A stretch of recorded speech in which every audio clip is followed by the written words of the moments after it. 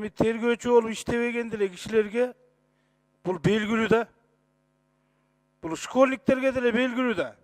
Башында эле эр токумга кыйшык отуруп алышып, өзүнүн шефинин берген указаниясын кынтыксыз аткарышып, Сапар Сакыч менен ошол жерден айтпадымбы? Куранга карган дедим. Мен муну до конца көтөрүп жүрдүм. Бирок бизди депутаттарды эмне деди? Алмазбек Шаршенович баш болуп, эл душманы болосуңар. 57-нчи курулган ТЭЦ эртең токтоп калса, Кожобек Жайчиевич, элдин душманы сен болосуң. Билип ал ушуну десе, биз болгону ратификация кылып бердик. Урматтуу депутаттар, аткаруу бийлиги деп ат айтып атат. Аткаруу бийлигине тапшырманы мына берип атабыз.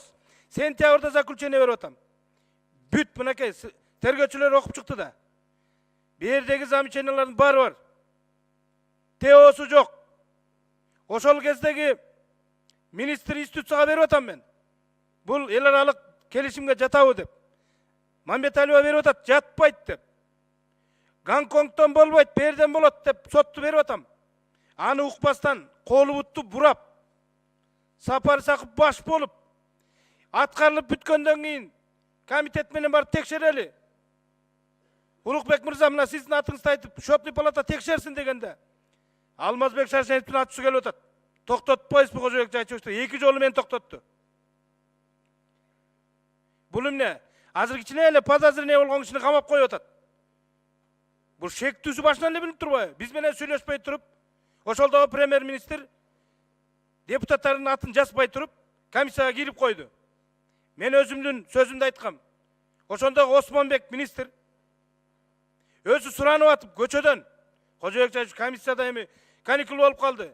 Эл үчүн, жер үчүн, эми силер эмне акчаны эле бир голосовать этип берет экенсиңер, биз аны чечебиз деп.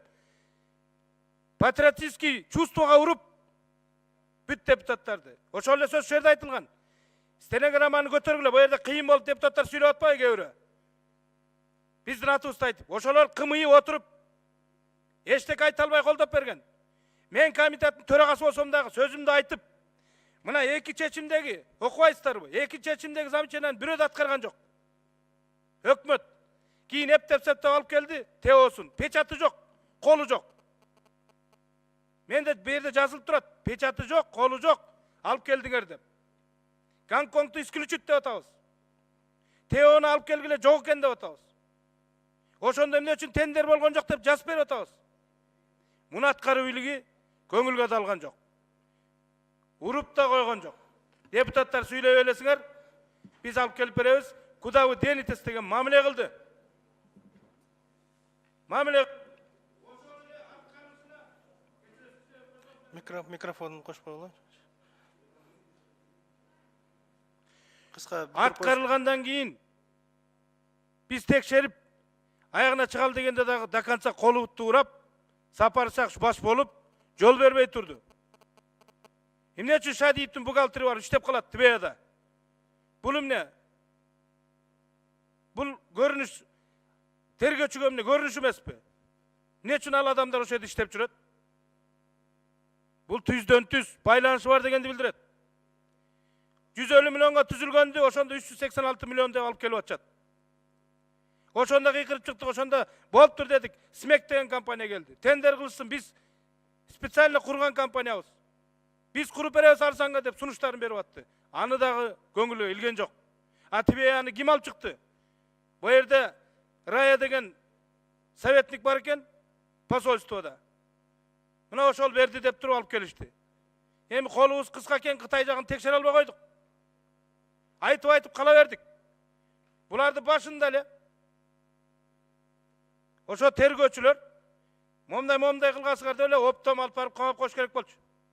Эркелетпей эле. Берге келип айттырбай, биз деген жүздөгөн ратификацияларды өткөрүп атабыз. Мына баарына депутаттар аткарылышын барып, моуну кычка чал, моуну тиги жабдык ал деп текшерип атабыз. Аткаруу бийлиги.